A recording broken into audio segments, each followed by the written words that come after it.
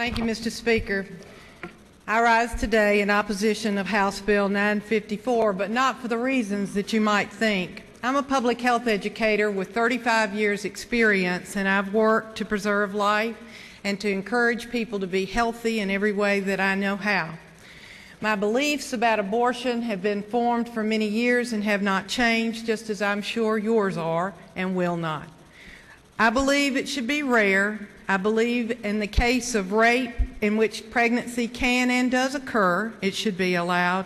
In the case of incest, which is my opinion, rape of a youth by a family member or a family-like member, or in the case of a health and safety of the mother. I do not believe abortion is a form of birth control, and I do not believe I can make this tragic decision for another woman.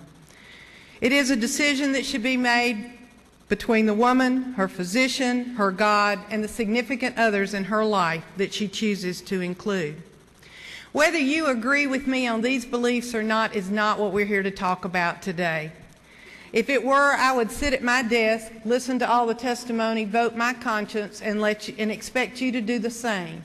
But there are some flaws in this structured bill that could be fixed that we are not fixing. This bill is a way to prevent women from having health procedures that prevent substantial and irreversible physical impairments. It is limiting health care based on an arbitrary timeline of 20 weeks. It does not take into consideration the viability of fetus, and it does not consider lethal birth defects. It does not include mental health or it considers mental health irrelevant. It purposefully causes confusion in the law to change language from a physician duly licensed to practice medicine and surgery based on his or her best clinical judgment to unclear marketing, professional rhetoric, reasonable medical judgment. No, I don't know how you define avert. When will avert be the right time? Could the procedure be done too early and you weren't averting? What is substantial and irreversible physical impairment of bodily function? There are real-life situations, many of which we heard from Representative Cooper, of fetal demise. That happens after 20 weeks. There's Potter's syndrome that you don't find out until about after 24 weeks, where the babies are born without kidneys, their lungs don't develop, and they die because they can't breathe when they're born. There is lethal congenital abnormalities such as neural tube defects, where they're born without skulls or brains, and those are not even tested for until 22 weeks. Or if the baby is dead, the mother will have to carry it to term. There's a woman that was pregnant with a couple of twins. One more story that I want you to hear. She was experiencing some minor difficulties from the very beginning of the pregnancy. She started to work, and on her way to work, she became very ill. She didn't feel good at all, and she pulled off the side of the road at the closest gas station and parked her car, and she said, I'll just sit here for a few minutes and see if I can get to feeling better. She thought, maybe I'm getting a cold. Maybe it's just the fact that I'm expecting twins. But she laid her head back in the car and she fell asleep. And when she woke up, it was about 2 hours later, and she was amazed at the length of time that had passed. She went into the gas station and she bought a bottle of juice. She called home and she said, I'm going to try to come back home. I've missed making it to the thing I was headed to, and I want you to be on the lookout for me. It'll take me an hour. Come look for me if I'm not there. The woman drove home in the car with the window down. It was in the winter time. She was trying to keep from being sick on the way home. She made it. They called the doctor. The doctor said he would see her shortly after lunch. She went to the doctor. They did the Doppler. There was no heartbeat. They immediately ordered an ultrasound. The ultrasound, there was no movement, there was no heartbeat. The twins were dead. With this bill, what happens next would not be allowed. The doctor said, sometimes birth will occur within a couple of days on its own.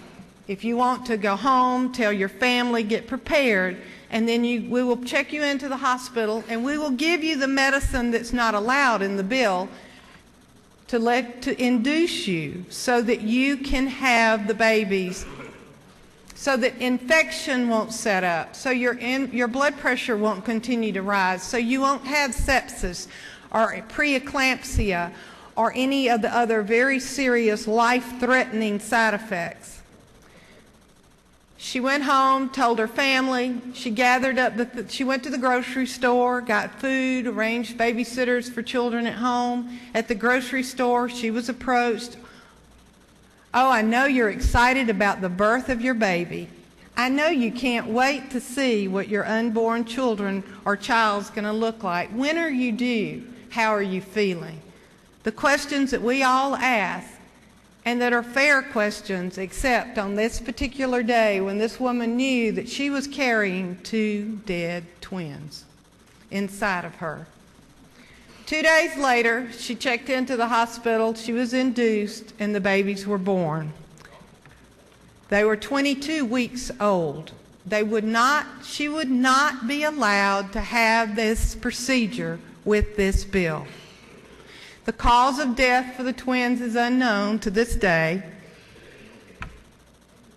How is it that we've come to the point that we have written a bill that would not allow a doctor to do his job, to handle a situation, to not have it be clear what really the time frame of avert might be, not have it clear how to interpret avert serious, substantial, and irreversible physical impairment of a major bodily function of the pregnant woman? At that point, this mother didn't have any kind of irreversible physical impairment, but she probably would have if the babies had to stay for 10 more weeks. This humane treatment of this mother-to-be cannot be done without changes to this bill. But it's structured and we can't change it. So I stand here today to ask you to vote against this bill, not because of your beliefs about abortion, whether it's right or wrong, but because this bill has fatal flaws, fixable fatal flaws.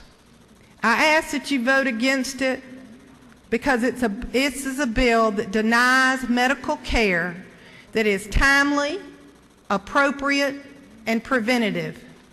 For 35 years in this great state, I have talked about preventative health care. This is the opposite of prevention. This bill is taking us back in time as if we were not using medical knowledge or medical technology that we have. And we are not using our God-given discernment, reasoning, common sense, or critical thinking skills.